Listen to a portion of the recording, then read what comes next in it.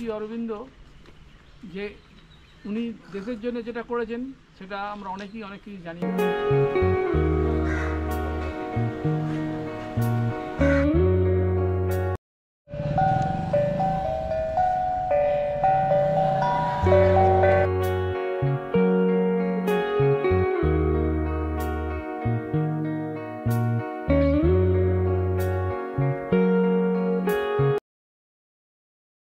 Good morning সবাইকে, welcome back to my channel Nitisha. আশা করি সবাই খুব ভালো আছো। বেরিয়ে পড়েছি এখন পন্ডিচেরি যাওয়ার জন্য। আর দেখো এখানে কত সুন্দর এরা রঙ্গোলি বানাচ্ছে, প্রত্যেক দিনেই বানায় এরা। কত সুন্দর লাগছে চারিদিকটা।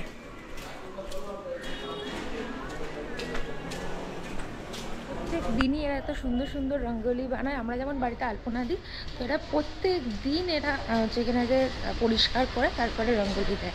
খুব সুন্দর লাগে দেখতে।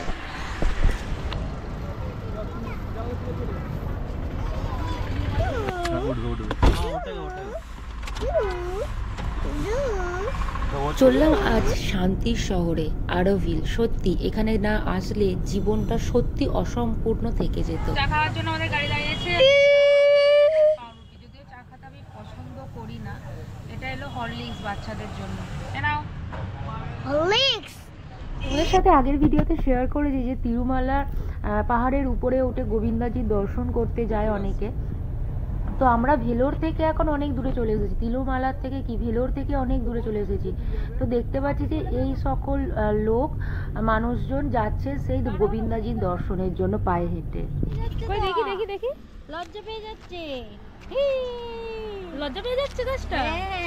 আমি যে আরোভিল শান্তির গ্রামের কথা বলছিলাম, এবার সেই আরোভিল গ্রামে প্রবেশ করব। গাড়ি এখানে পার্কিং করে তারপরে হেঁটে গ্রামের মধ্যে প্রবেশ করতে হয়। এটা ভারতের তামিলনাড়ু রাজ্যের ভিলুপুরাম জেলা আর পন্ডিচেরির কিছুটা অঞ্চল নিয়ে এই আরোভিল গ্রামটা। এই আরোভিল গ্রামের অর্থ হলো ভোলের শহর। অনেকে বলে থাকেন ঋষি অরবিন্দের নাম অনুসারে এই গ্রামের নামকরণ। বলে দে আমার কাছে দাদা আছে, বলে দে আমার কাছে দাদা আছে, মেরে শেষ করে দেবো।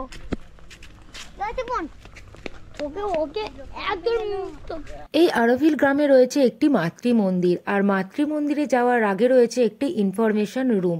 ইনফরমেশন রুমে রয়েছে মন্দিরের সকল ডিটেলস এবং ডেমো ডিজাইন। এই মন্দিরটি মেডিটেশনের জন্য, যেখানে শুধুই শান্তি। চলো তোমাদের সাথে আগে শেয়ার করি মন্দিরের ডেমো ডিজাইনটা কীরকম।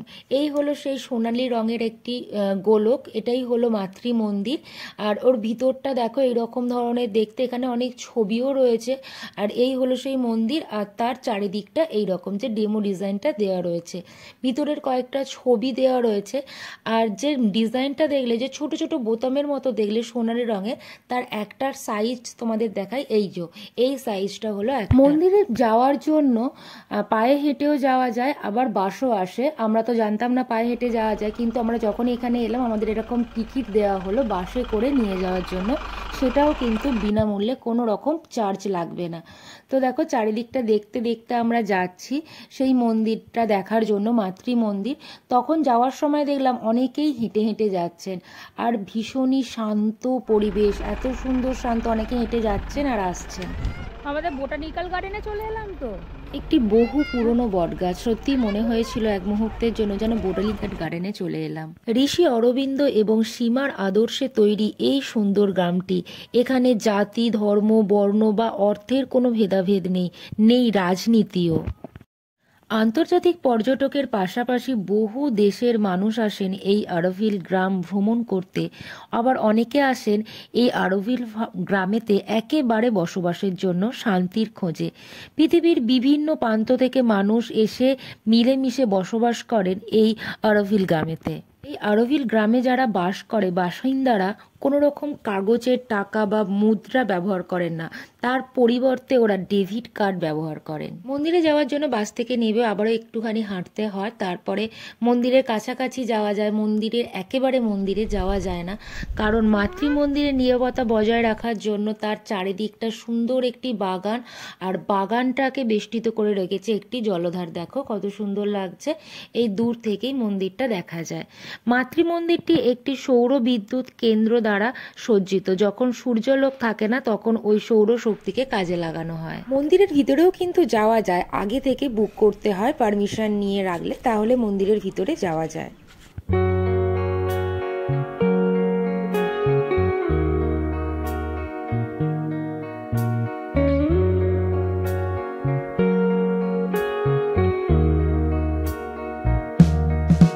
কত সুন্দর সিট দেখেছো বসার জন্য, বসো।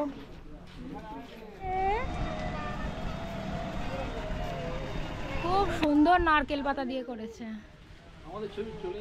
বলুন কেমন লাগছে?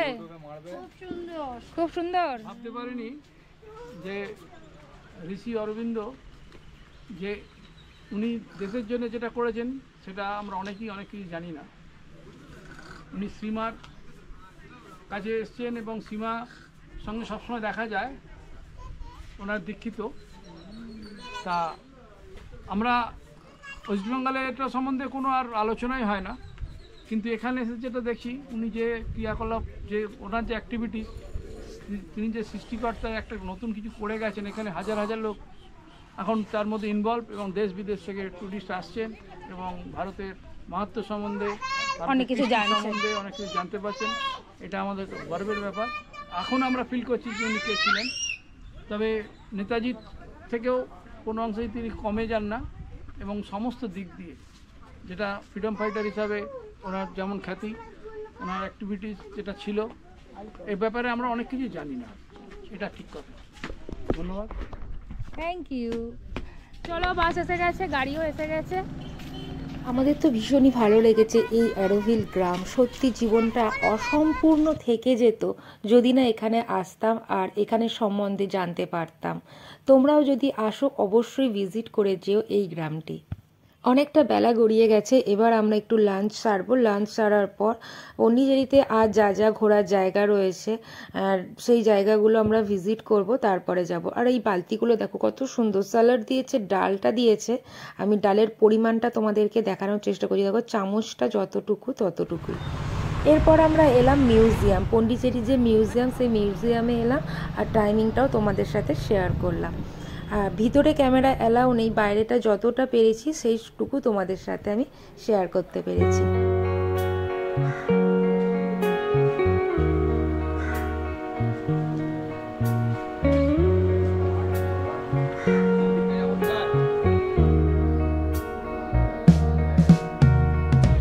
মিউজিয়ামটা সত্যি ভীষণই ভালো লাগবে, অন্য রকম। এখানে বহু দেশের মাটি রয়েছে সংরক্ষিত, সত্যি ভালো লাগবে, অন্য রকম। এরপর আমরা এসে গেলাম মন্দিরে, একটু গণেশ মন্দির। আর এখানকার যে বাড়িগুলো রয়েছে না, সবই একই রকম, একই কালারের।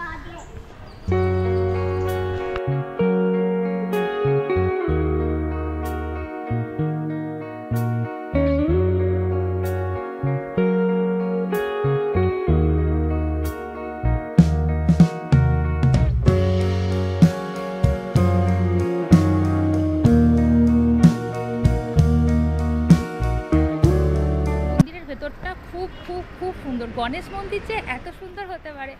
গণেশ ঠাকুরের বিয়ে হয়েছে, গণেশ ঠাকুরের বউ কলা গাছের সাথে যে বিয়ে হচ্ছে, দেবী রূপে রয়েছেন, খুব ভালো লাগছে। কিন্তু মন্দিরের ভিতরে ক্যামেরা অ্যালাউ ছিল না, সেজন্য তোমাদের সাথে শেয়ার করতে পারলাম না।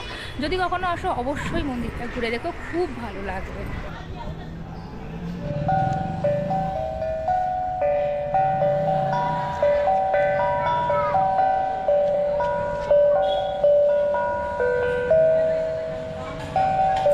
এই ইনস্ট্রুমেন্টটার নাম আমি জানি না, আর আগে কখনো দেখিনি। তোমরা যদি কেউ জেনে থাকো কমেন্ট করে জানিও। এবার এলাম অরবিন্দের আশ্রমে। ভিতরে 3 বছরের নিচে বাচ্চাদের অ্যালাউ করছে না, কারণ ভিতরটা একেবারে নিস্তব্ধ, রয়েছে অরবিন্দের সমাধি। আর ভিতরে প্রার্থনা করা যায়, ধ্যান করা যায়, অনেকে করছেন। ভিতরে শুধুই পাখির আওয়াজ। বুক স্টল রয়েছে, সেখান থেকে অনেকেই বই সংগ্রহ করছে, আমিও নিলাম দুটি।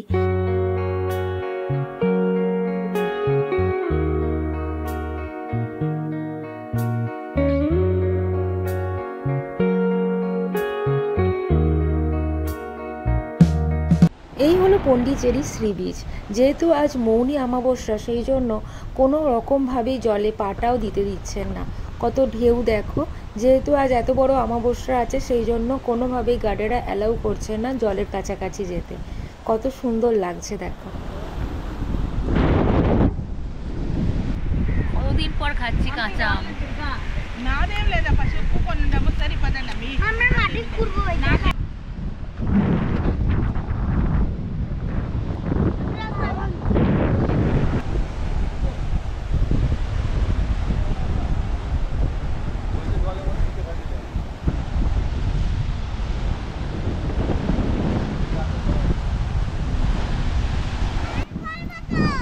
চান করতে নামতে দিচ্ছে না,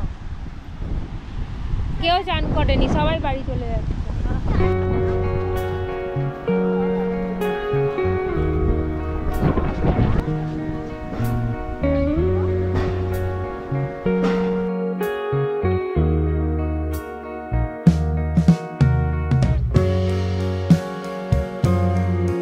একদিনে কোনোভাবেই সম্ভব নয় সব কিছুটা ঘুরে দেখা। অন্তত দুদিন থাকলে তাহলে পন্ডিচেরির সুন্দর শহরটা আরও ভালোভাবে আমরা ঘুরতে পারতাম। কি গো, দাদাভাইকে কি বলেছে জানো? বলছে দাদা মেয়ে জামাই আর নাতনি নাতনিকে নিয়ে ঘুরতে বেরিয়েছেন। পরন্ত বিকালে এবার বাড়ি ফেরার পালা। এখন তো ফিরছি ভেলোরের হোটেলে, কিন্তু কাল আছে আমাদের ট্রেন। অনেক দিন বাড়ি ছাড়া রয়েছি, প্রায় 12 দিনের মতন। এবার সত্যি বাড়ির জন্য ভীষণই মনটা ব্যাকুল হয়ে উঠেছে। কাল আছে ট্রেন, কালকে আমরা বাড়ি ফিরে যাচ্ছি। সবাই ভালো থেকো। ভিডিওটা এখানে শেষ করছি। কেমন লাগলো অবশ্যই কমেন্ট করে জানিও। ভালো লাগলে লাইক করো, শেয়ার করো। আর যারা যারা এখনও আমার চ্যানেলটা সাবস্ক্রাইব করোনি, প্লিজ প্লিজ আমার চ্যানেলটা সাবস্ক্রাইব করে দিও।